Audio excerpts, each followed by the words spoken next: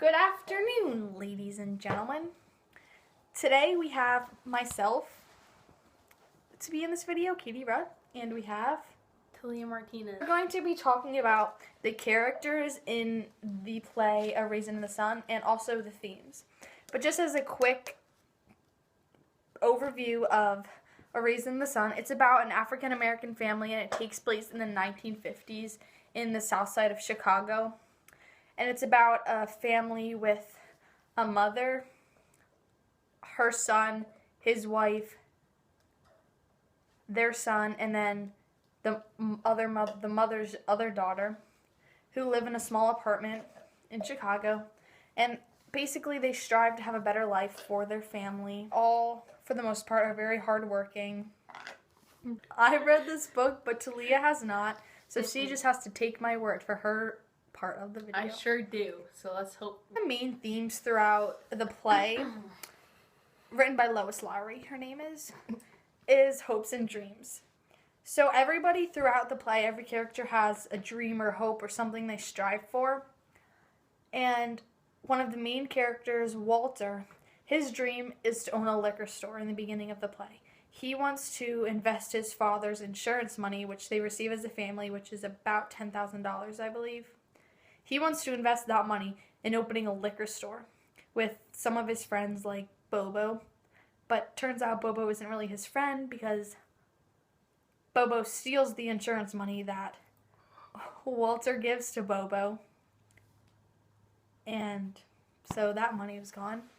Go ahead. So another dream is Mama's dream for a better life for her and her family. She also wants a garden, which, I mean, that contributes a lot to the American dream, you know, the good house and the nice things for your family. It's a nice dream to have.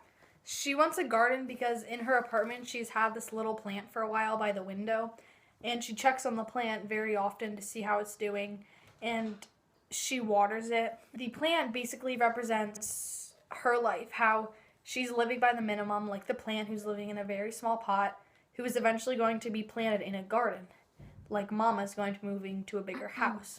So the plant represents Mama throughout the story, which I find as interesting because you would never think to relate a plant situation and a person situation. Well, they are both as the living. same. They are both living, aren't they? Another dream is Beneatha's. So Beneatha is another character who was in the play, and she has a dream of becoming a doctor and helping people heal. She hopes to eventually, later in the play, move to Africa to help the less fortunate there to recover, because her goal is just to get through college and get a degree in the medical field. But it's a little hard for her to get through college because her family's not very wealthy and they have a hard time coming up with money to pay for her education.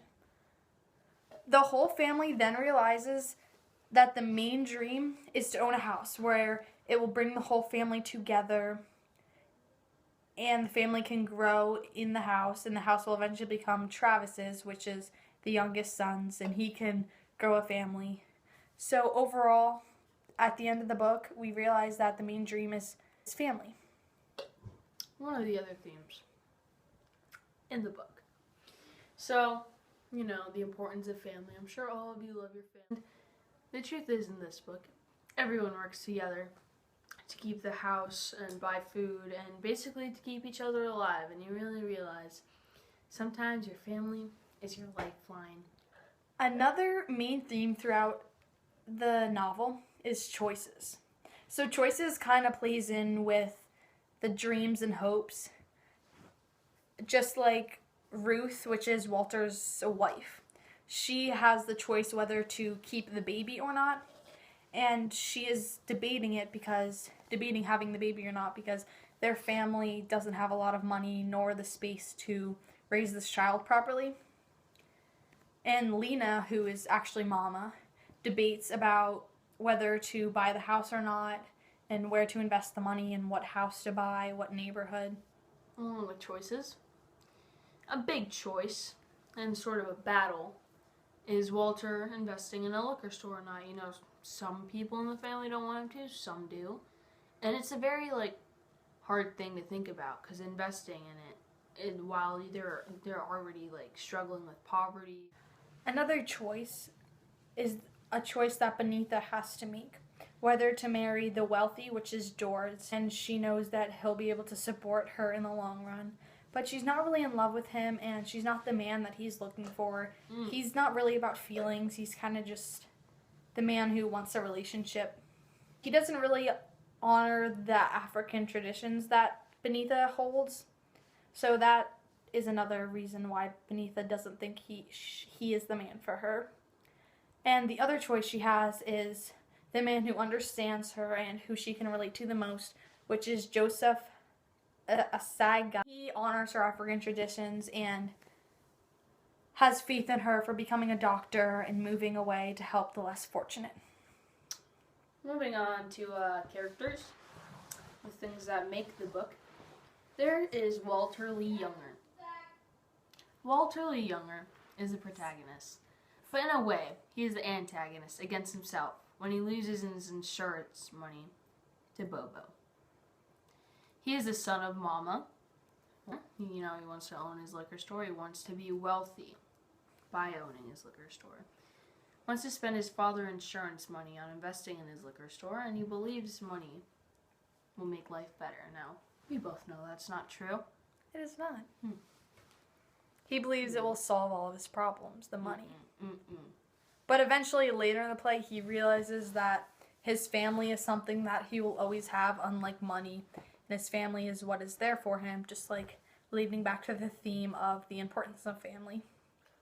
Another character in the novel is Lena Younger, who is actually Mama. Mama is the mother to Benita and Walter, and she's also the wife to Mr.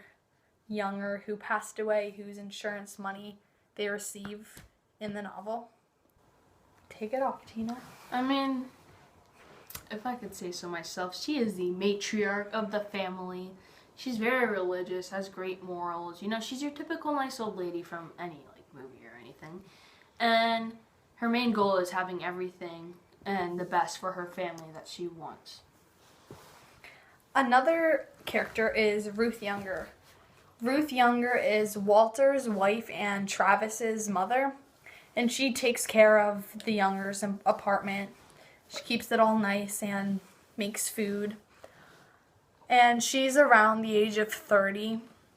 And she's always battling with the struggle of poverty and having enough money to support her family. But she's an extremely strong and independent woman, and she knows what she wants, and she'll fight for it.